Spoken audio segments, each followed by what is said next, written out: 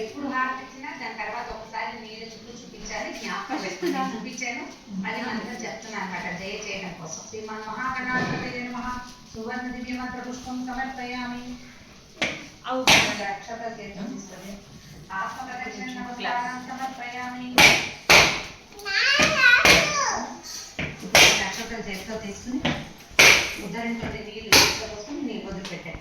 అనయా ధ్యాన ఆవాహనాది పూజాచ భగవాన్ సర్వపుట శ్రీమన్ మహాగణాధిపతి సుప్రీత సుప్రసన్నో వరదో భవతు ఉత్తరే సుబ్రహ్మణి అవిఘ్నమస్తు. శ్రీ మహామంగళాధిపతి ప్రసాదం సుఖామి.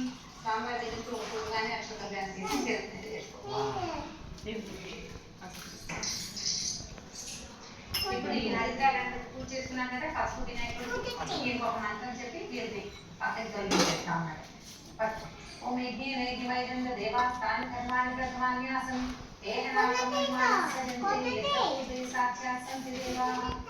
హరిద్రాగణపతి యథాస్థానం ప్రవేశయామి శోభనాయ పునరాగమనాయ చ.